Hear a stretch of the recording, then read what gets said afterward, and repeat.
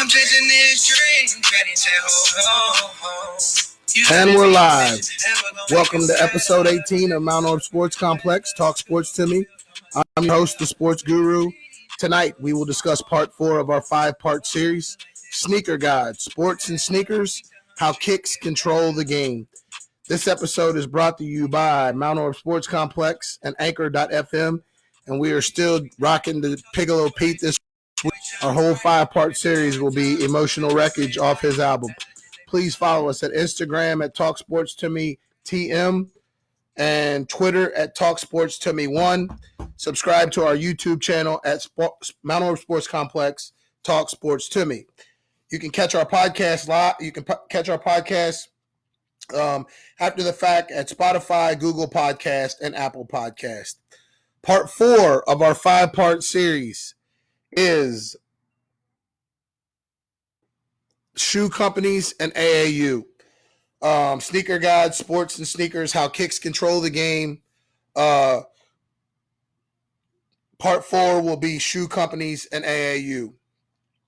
In part 1, we discussed the rise of the sneaker company. In part 2, we discussed the professional athlete and the shoe deal.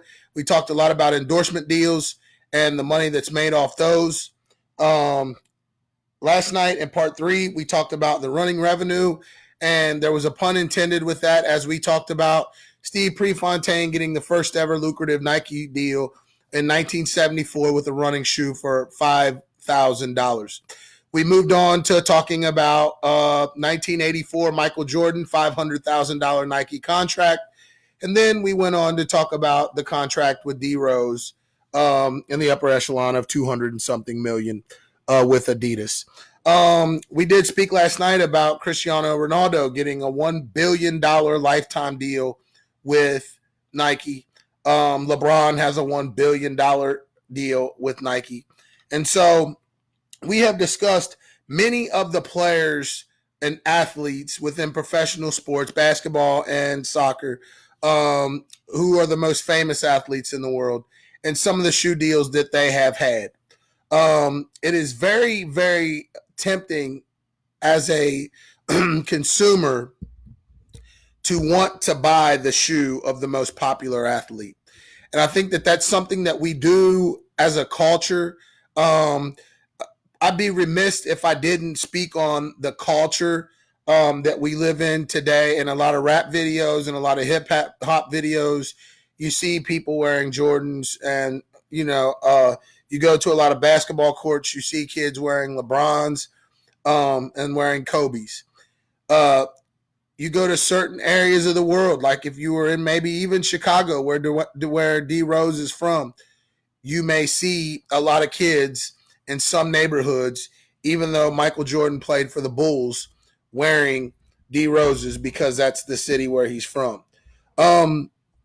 We talked about a little last night at length. We talked about some of the guys with lucrative shoe deals who have shoe deals that aren't American manufacturers. We talked about Lining and Dwayne Wade. And we talked about the shoe deal that Klay Thompson has that is an off-seas shoe deal. So, these guys have put themselves from a athletic standpoint in a position to be able to serve their families long and far beyond their playing days financially. And it's been based on their ability to be marketable outside of the sport that they play and be marketable in a shoe brand. We talked about Nike, and we talked about Adidas, and we talked about Eddie Bauer, and we went through a lot of different shoe companies. We went through Brooks, how they're a running shoe company, and we talked about a lot of different shoe companies. And through our conversations with the shoe companies, the one common denominator is that all these companies are annually increasing in revenue. And it doesn't matter the situation that we're in as a country. Like a lot of people, I've talked to a lot of my buddies, and I've asked them, what are you guys going to do when this thing is over? And the first thing that they've told me is, I'm going to buy some kicks, bro. And they'll go buy 5 or 6 pair at a time. And so the shoe companies will be one of the fastest companies to have their revenue increase after the coronavirus pandemic is over based on the fact of their product. And they don't just produce shoes. Right now last night I had on a Nike shirt. Tonight I've got on an Under Armour hat and an Under Armour shirt representing Royal Legends. Shout out to Adam Reed and the Royal Legends AAU team. That team in Sedigeless basketball. That program was a program that was on the rise. Adam got into coaching school ball and kind of got away from it. But he has kids at 3 different schools, 2 of which are, 4 different schools, 3 of which are Class A schools. And all 3 of those Class A schools are on the rise in terms of the players that they are developing. And we'll talk about Justin Becker in later episodes once we talk about small town hoops, small town dreams. That'll be a 5-part series that I will have. And we'll talk about Justin Becker, and we'll talk about Blake Reed, who we talked about, and Caden Reed, who we talked about in our episode on Tuesday night with the endorsement deal as we talked with George Baker. We will also talk about some of the kids that are at Augusta, Carter McClanahan and Chase Archibald, and some of the kids that Adam has had an impact on at St. Pat, LJ Connor and Jaden Rigdon. Shout out to Coach Aaron Rigdon. And then his kids that are at Augusta, and then Terrell Henry and the kids that are at Mason County that Coach Reed, Braden Hamilton, and the kids that are at Mason County that Coach Reed has put his hands on. All those kids are going to be really good basketball players. And at one point, he had a small deal with Under Armour as far as merchandise with that AAU program. And if that AAU program were to stay together or ever come back together, one thing I can assure you is they'll be one of the better teams regionally, and they may potentially even play on one of those circuits. The shoe companies and the shoe deals, Sneaker Guide, Sports and Sneakers, how kicks control the game. This is a subject today that we'll touch on that's like no other, in a sense that the Amateur Athletic Union, in the eyes of many, uses student athletes as a pawn to elevate the marketability of the source of some of the high-level brands and shoe manufacturers. And so when I say use these student athletes as a pawn, these student athletes don't really have anything invested in these shoe companies but their career, but their futures. But in the future, in the shoe company, they have a lot invested in these kids, in being that you don't know who the next LeBron James, Kobe Bryant, or Zion Williamson may be.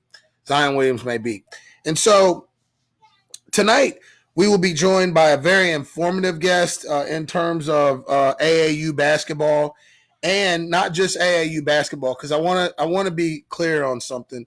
There are big differences between AAU basketball and AAU shoe circuit basketball. And so we'll get deep off into that in just a few minutes. In about 6 minutes, we'll bring on our guest today, who is in a sense, has specialized in running and operating a team on the world's biggest and most famous AAU basketball circuit, and that being the EYBL. And for those of you that don't know what the EYBL stands for, that's the Elite Youth Basketball League, and it is put on by none other than Nike. Through the EYBL, a lot of kids have had grave opportunities to become superiorly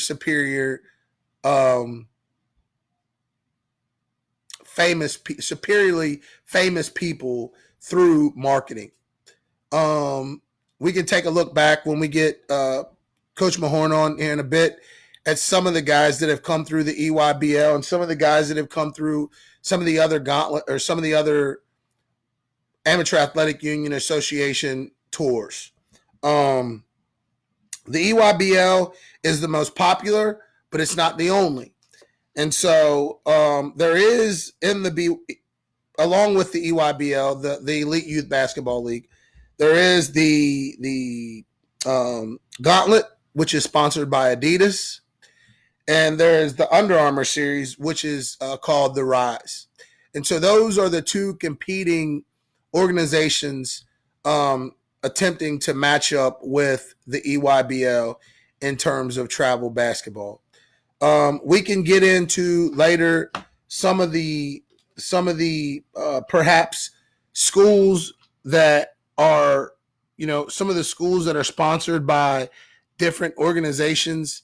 Your North Carolina Jordan Brand, your Duke is Nike, your Kansas is Adidas, and there are a lot of other Under Armour schools out there as well.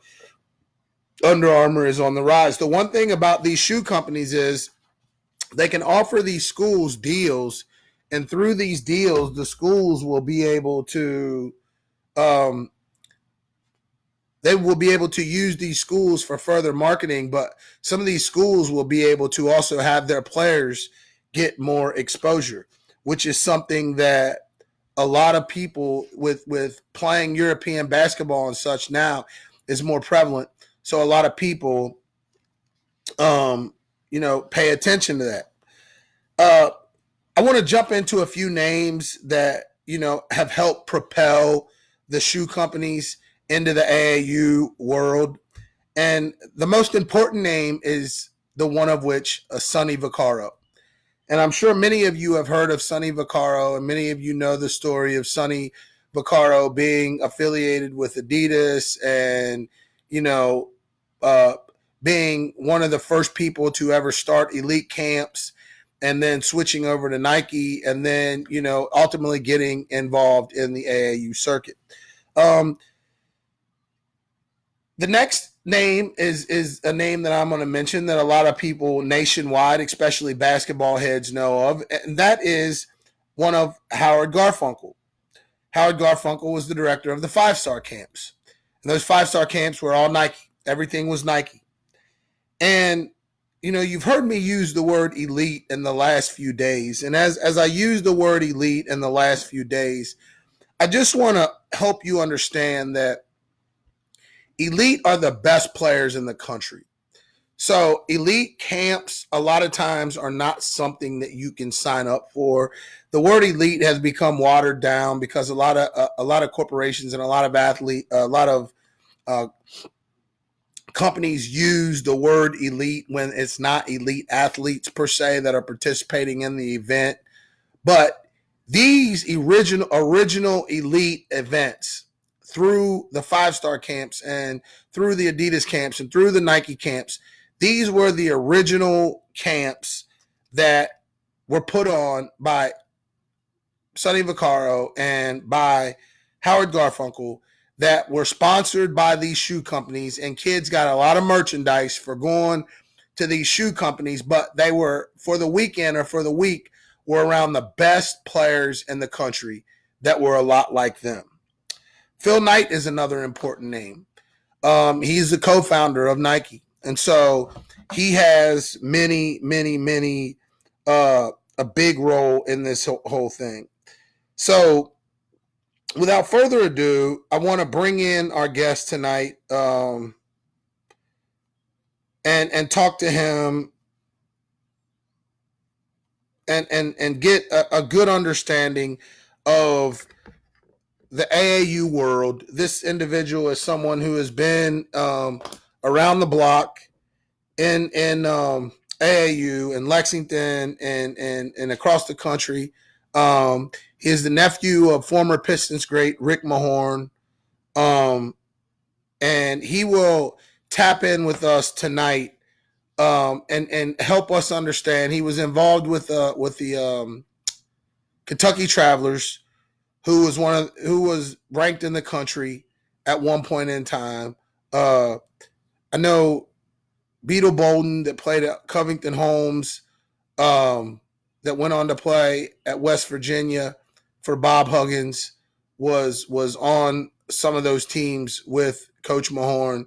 And so Coach Mahorn is going to really give us a closer and more inside look at how this stuff works and how it's supposed to work. So give me just a minute to get Coach Mahorn on the line. You have reached the voicemail. So Coach Mahorn is not available at the moment. We'll carry on one thing that we've always known about the shoe game is that the players, that it's not always necessarily the players that get things going. A lot of times it's the players in terms of skill set. It's a lot of times popularity. And what makes a player popular? What makes a player popular? Is it their ability to, in Jordan's case, fly? Is it the ability to shoot the ball really well? So, there are a lot of different things that play a factor in, what makes a player marketable. Coach Mahorn, you with us?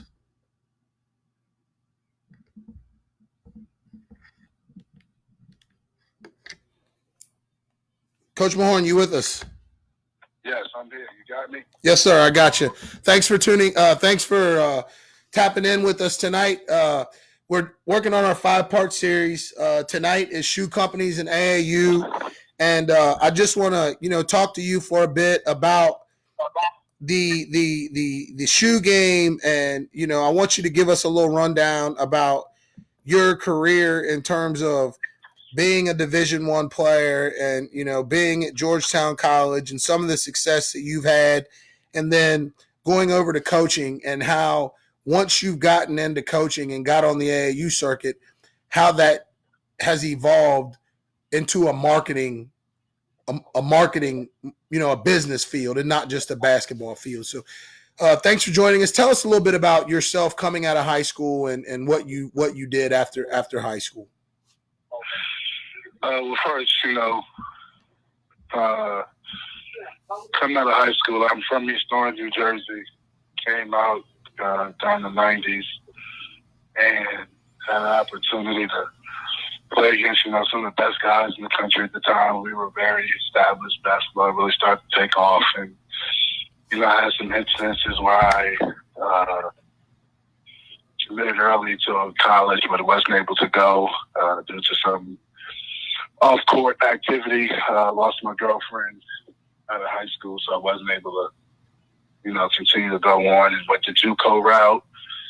Became a JUCO All-American, signed on to Utah State, and was a part of one of the winners, traditions in Division I with the longest win streak, and left there my junior year and went in and played my senior year at Georgetown College. So, made a great decision. Did you at some point you entered the NBA draft portal, correct? Yes, I entered the NBA draft after Utah State.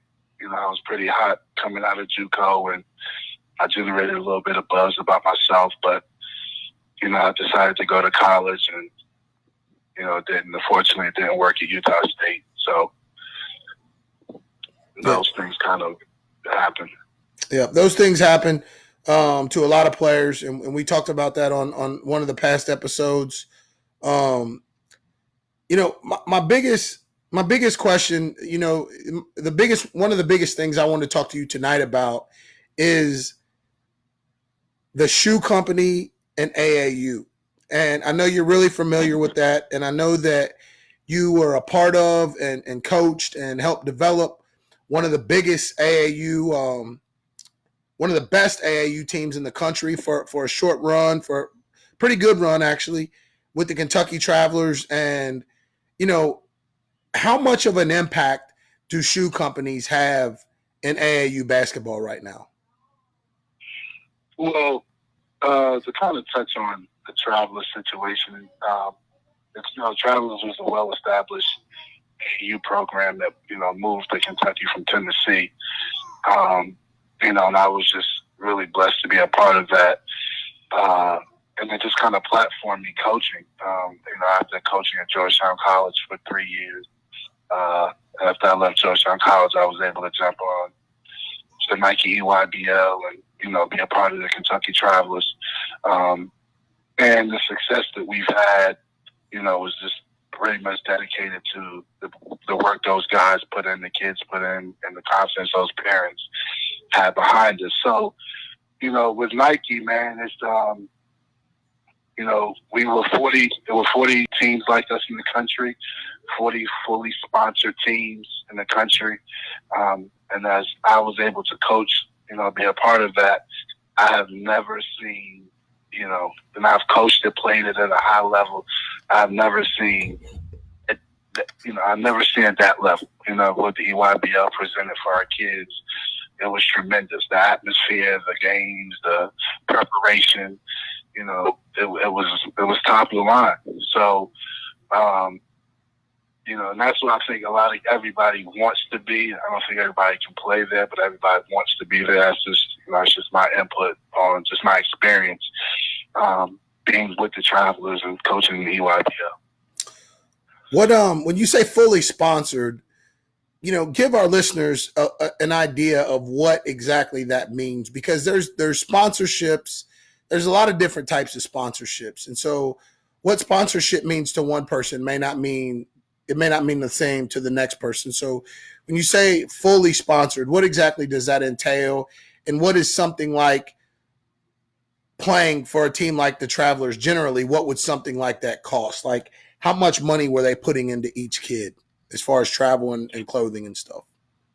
As far as the sponsorship, the Travelers was a structure. It wasn't just, one person. It was a full structure of, personnel. Parent was involved on the board. And so we structured it as a board. I can't speak on how everybody else structured their programs or how we did it was successful for us. But basically, so what you have is a fully sponsored Nike EYBL team. Like I said, there's only 40 of those teams. That's, in the United States. So basically, you're allotted a certain amount of money which handles your travel. You have to budget it. The biggest part is you have to learn to budget the income that's, allotted for your travel, allotted for your tournaments, and getting to the EY and getting to your destination and getting to your destinations of where EYBL tournaments are held. That's just something to say. That incorporates in the sponsorship, and providing gear, of course, and stuff is that, top Nike gear, EYBL gear, shoe apparel, sweatsuits, backpacks. I think those kids had pretty much everything that was out, and stuff that wasn't out. They had first dibs on it. Right. So I want to talk to you a minute about Sonny Vaccaro and Howard Garfunkel, because you were coming out and coming through the ranks at the time when, 5-star camps and Nike and Adidas and Nike camps were the popular thing. But one of the things that I mentioned earlier in the show was that those were like, now they have camps. And they, we tag them elite, but they may not necessarily be elite because we don't just only have elite players there. Those camps were invite only, and those were actually real elite camps. And so how much of an impact do you think that, and it goes without being said, it was a large impact, but how much do you think that Sonny Vaccaro and Howard Garfunkel and the guys who innovated the elite camp changed the landscape of basketball? Well, I think this. Growing up, I grew up under, my AAU team was up under Sonny. We were one of the first teams at Newark Rams out of Newark, New Jersey. We were a Adidas affiliated team at the time, so we grew up under that. So we kind of, we did a lot of the BCI tournaments and Adidas run stuff, and I got a chance to be selected to go to the ABCD camp. I was one of those guys that went to the camps. Like you said, you spoke on those camps. You used the word elite. Elite now is so broad, and I'm speaking of it as of now. But back then, when you were selected to go to those camps, it wasn't because of Instagram or the YouTube sensations. It was because of the work you put in. you know what I mean, or the respected name if you had it. You know, you had to go there and show out every hour on the hour. So, you know, for us, man, it was more important that it was the foundation. Now that I look back on it, you know, being a part of it, growing up, playing in it, and then going to, you know, 5-star camp and invitational 5-star invitational camp in Pittsburgh. Numerous times you got to play against. That's how you got to play against the best kids in the country. You know, you got to see who, you know, the Kobe Bryants, the Rip Hamiltons, the Chauncey Billups, the Tractor Trailers. You know, you got to see who those guys were early. You know, and then, you know, if you was blessed or skilled enough to get another opportunity, you got the chance to really see them again. At ABCD camp in Fairleigh Dickinson, New Jersey, you know, university. So, you know, it platformed it, man. And I think right now, kind of what you see now is, you know, Nike had their top 100 camp, you know, and that, which I think was held in Indy at the time. You know, but at the time, right now, I think what you see now is you see so much more of, you don't see the just the elite playing against the elite. You know, back then, like when you start naming Sonny Vaccaro camps and 5-star, it was just elite playing against elite. It wasn't you know, it wasn't not a knock on any AAU program, but it wasn't the mom and pops AAU programs. It was those, you know, it was those players there, and you had to fend for yourself. You know, you couldn't hide. And that's one thing I think the EYBL is platformed is. I mean, that's a monster, man. Like, EYBL is a monster. You know, and I had the privilege of coaching on the Adidas circuit, you know, with Louisville Magic and with Ellis Miles and, you know, his program with Louisville Magic. And we did great there. You know, we did great there. So it's times is different. You know, times is definitely different. But like you said, that word elite is thrown around a lot. And I just think Sonny and, you know, rest in peace to Garfunkel, I think they just platform that they set a crazy foundation and people just kind of, you know, took off what they built and ran with it. You know, something that a lot of people, the younger generation doesn't get it. And I think a lot of it has to do with the older generation. And when I speak on it, a lot of the older generation doesn't want to hear it. But something that doesn't happen anymore is kids playing outside. And when I was coming up, we played outside, but when you would go to the park, the old heads were still out there as well playing. And the old heads now won't play outside, but they don't play outside because the kids don't play outside, you know? And so I think that something that a lot of the AAU has done, and people don't put a lot of consideration into it. And I mean, realistically, it's a good thing because kids don't get, you know, a lot of kids weren't getting recruited from those parks, you know, in the 80s and 90s. Kids weren't getting recruited from the park. But something that has happened is the time that kids play ball at the park, they're playing AAU now, you know, in April and May and nationals in July. And so AAU has taken a lot of the playground ball out of competition, which is a good thing because these AAU tournaments, which I'm going to ask you some questions about that in just a bit, but these AAU tournaments are putting these kids on, you use the word platform, on a platform where you walk into an arena. I know I went to Louisville to the nationals and like they had like tables set up right up on the court for coaches, you know, and press. And so that just didn't – I went to Las Vegas to play in like the Adidas Big Show or Adidas Big Time in the late 90s. And I went out there to play 2 years. And like I was saying last night, that's when I realized after coming back my first summer, that's when I realized like what being a dog looked like, you know. And then when I was able to come back the second year, and people don't understand the difference in what I'm saying and what I'm going to say, but when I left there the first year, I knew what being a dog looked like. When I left there the second year, I knew what being a dog felt like, if that makes any sense. Because you level up when you're in situations like that. And even in situations like that, when you feel like you're not being as productive or you feel like you're not, out there in Vegas is where I really learned how to play without the ball, because everybody gets the ball and they got one mission on one mission in mind, and that's get to the rim, or that's knock down a shot. And so I know you mentioned you were part of the Adidas circuit too. And so with the Louisville Magic. So before we go switch over to the Adidas circuit, tell me who are some of the players that you got a chance to impact on the Nike circuit when you were with the Kentucky Travelers. Repeat that question again. I didn't just tap in with me and tell me a couple of the players that couple of the high profile players that you may have got to work with when you were on the Nike circuit. Well, one thing about what we did with the Travelers is, we tried to get the best kids for our program. We had 4 breeders. I don't want to throw a number out so people jump on it, but I'm going to say 4 Mr. Basketball candidates. If we have 4 of the Mr. Basketball guys on the Travelers,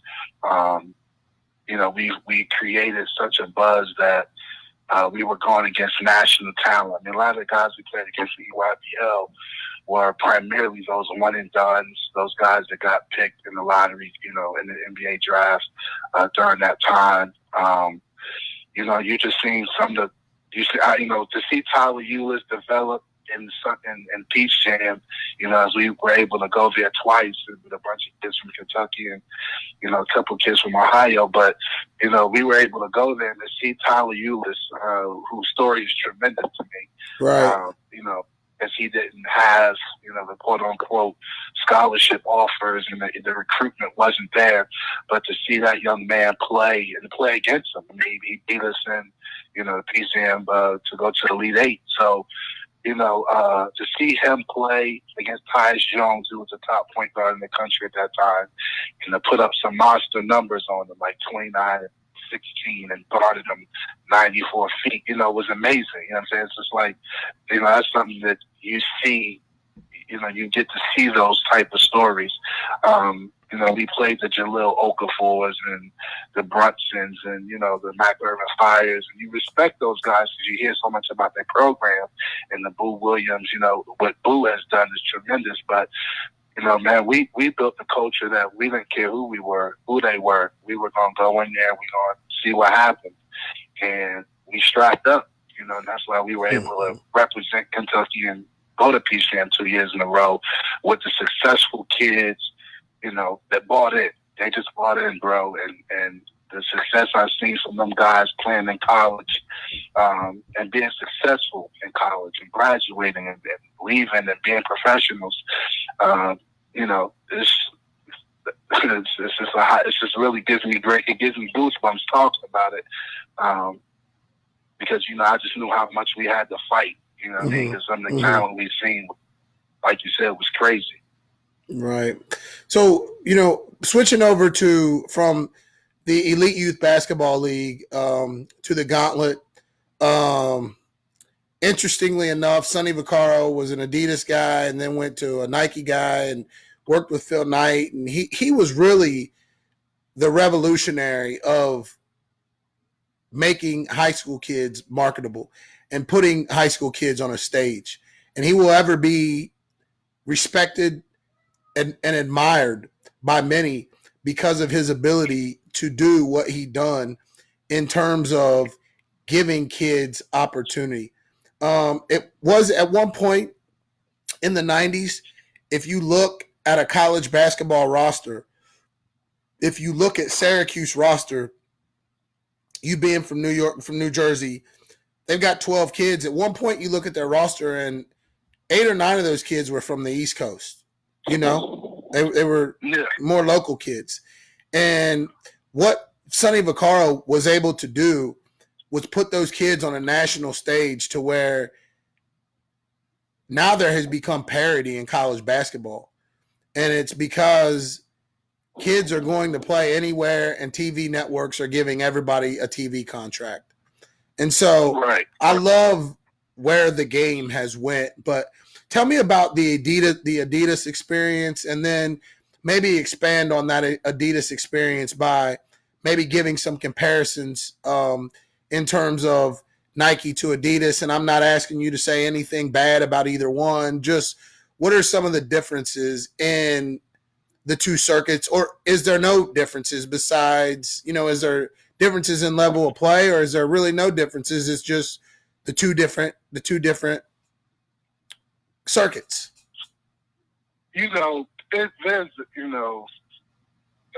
well, one, let me address the situation with being on the Adidas circuit. We linked up with Ellis, who's one of the top programs in the state of Kentucky. Which us linking up probably was unheard of, or even thought it couldn't exist, and we did coexist really well. He coached the 17s, I coached the 16s, so I had the likes of David Johnson. We really had a crazy team. Our team was I look at it now and I see Louisville, West Virginia. Was this during the Beetle Bolden time? No, the Beetle Bolden was a traveler. Beetle Bolden. Okay, so he was a traveler. Okay, I didn't know if he played This is David Johnson, who's at Louisville now. This is 2 or 3 years ago. Okay. So we just had a really good group. I mean, we had a super group, man. And, Oscar, who was at West Virginia, played for us for a stretch. Cozart, who was at Western Kentucky, played for us. We just had. We could have had the kid, Dante Allen. We tried to add him to that mix. We had Kiki Tandy, who was at Xavier. Xavier, yeah. So you had those guys, and those are Kentucky kids, and besides Oscar and the group of kids that we had from West Virginia that came over. But the Adidas circuit, man, we won it out in Dallas. So we went out to Dallas, our first session. 16U won the whole weekend. What 17U did with Dallas and how they ran their stuff, they had a successful season as well, as they had Jay Scrub, who just committed to the NBA. They had a bunch of other guys that really fit the mold of what was going on. So, their success it was basically for the 17s, but Adidas, man, it was kind of eye-opening a little bit because I was on Nike. So I got to see, some really good teams, some really good players, and you got to see some good coaching. I think the big stigma is this, and people really don't understand, there's levels to this. You know what I'm saying? And I'm not taking anything away from anybody, but to perform that on the highest stage for Adidas and to perform on the highest stage of the EYBL, take it for what it's worth and just accept it. The comparison, it doesn't help. It doesn't help because you got kids that are really good that's on Adidas. You got kids that are really good that's on Nike. You know what I'm saying? I think the parity comes in, of course, because you have the shoe companies. But I think our 16U team with the Louisville Magic was just as good as any 16U team to Nike. You know what I'm saying? I could think that way because I was able to do both. But at the same time, I think the parities are going to happen because of the shoe companies. But man, those kids play high level basketball, bro. Like they play at a high level, man. They really do. And I got excited by seeing some of the best players that Adidas had. I don't think at that time Adidas was so heavy because they had Zion Williamson, who was crazy in the game. They had the kid from Indiana. They had everybody.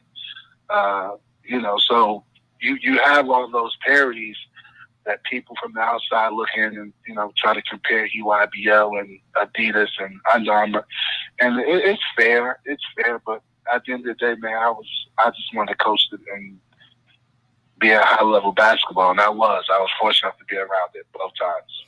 That's awesome, because I think when people think, like, I know I did some numbers yesterday on yesterday's show, talking about running revenue was the title of yesterday's show, and we talked about the difference from Steve Prefontaine's shoe contract with Nike in 1974 to Michael Jordan's.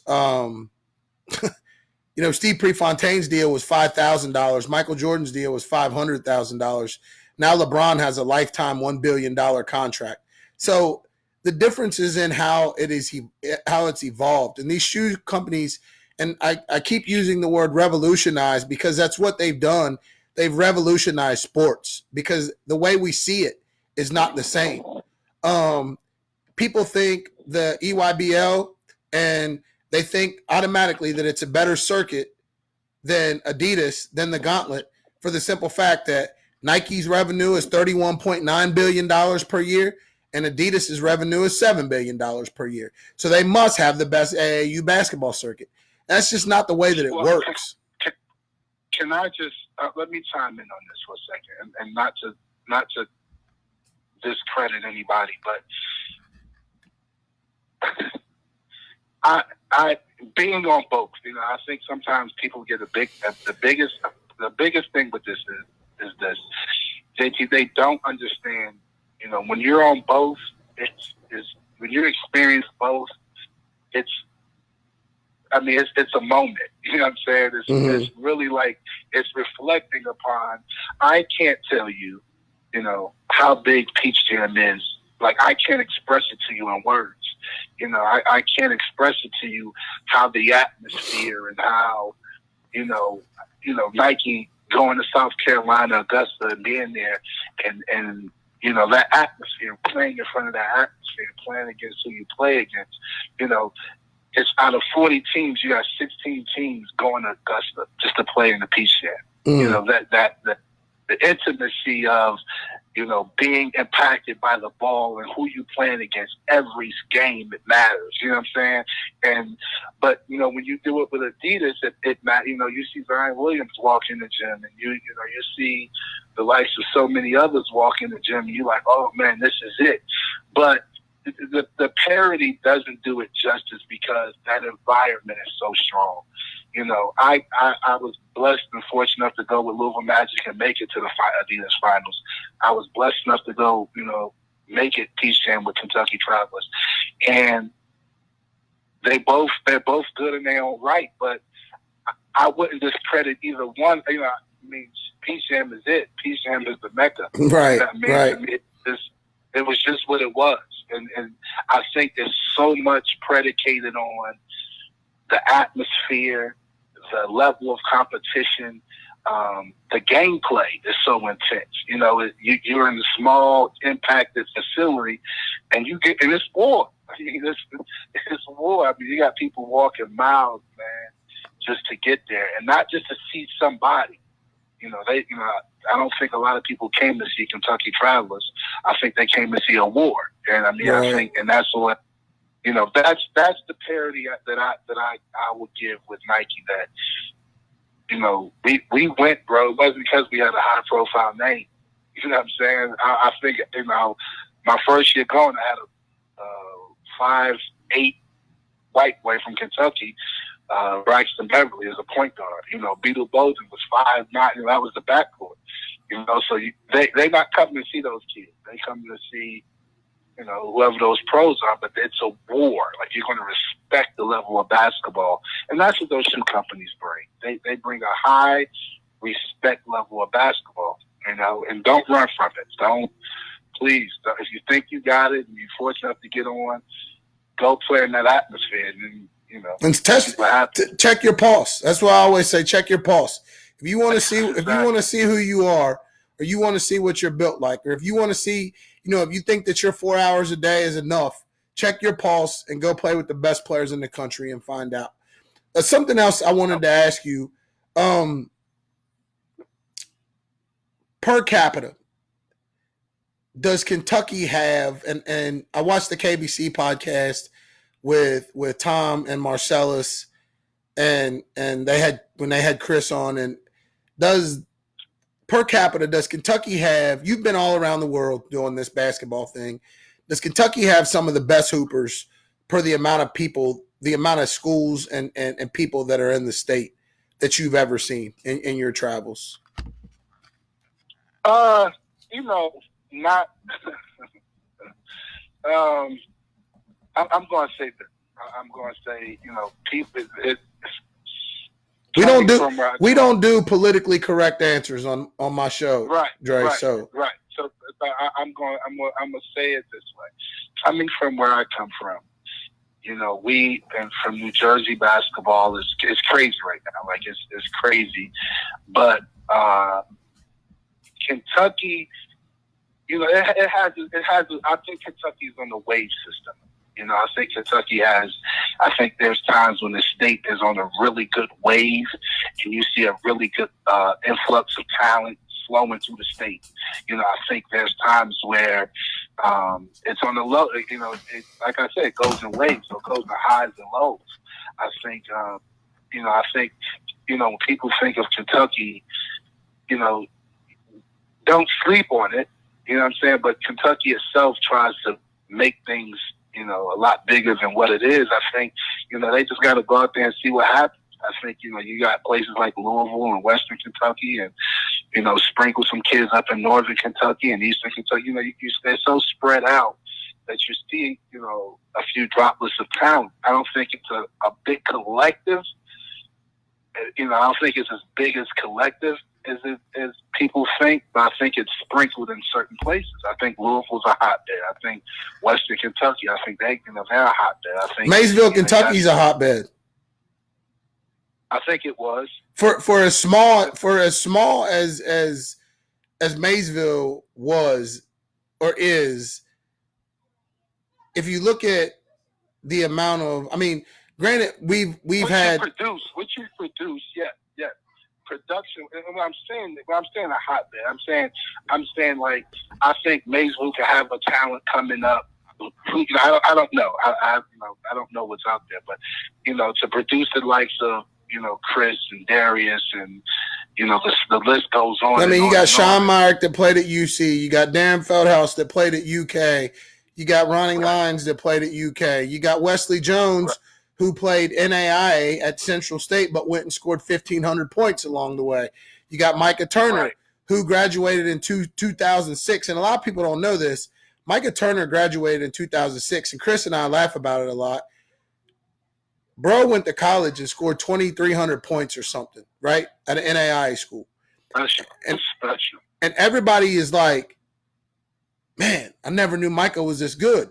Well, he was a sophomore when Chris was a freshman, and he was a senior when Darius was a sophomore. So he played between Chris and Darius. And so when you're talking about the sixth man of the year in the SEC and the player of the year in the SEC, in their respective 4 years, and Chris being SEC Rookie of the Year, and then being SEC Player of the Year, and then being second team All SEC once, and being first team All SEC once, and all the things that Chris has done, and then Darius going to Kentucky and being part of a coaching change from Gillespie to Calipari and being one of the guys that Cal still chose to play, and then being an integral part of, going from being a starter to coming off the bench, not because he was the sixth best player, but because that's what the team needed, and his ego would allow him to deal with it when one of those other guys' egos wouldn't, to go on to win a national championship and still being the tournament MVP,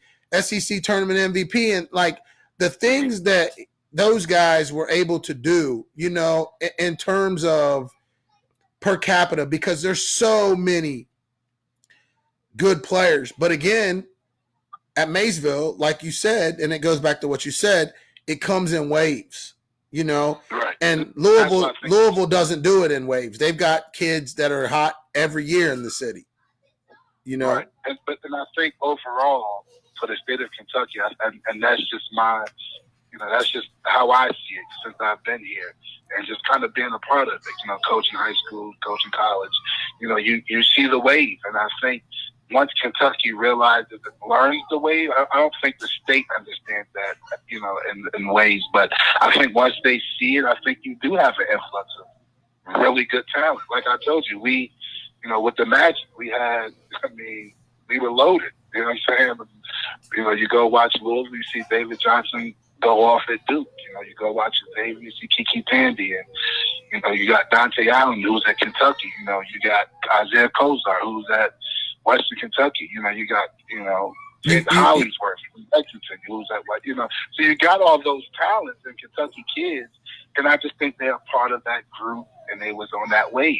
You got the kid from Knox County Central, Cam Justice, who had Justice is a traveler. He's a traveler. Yeah, 4-good-year career, and then used his 5th year at Western Kentucky, and Western Kentucky helped them.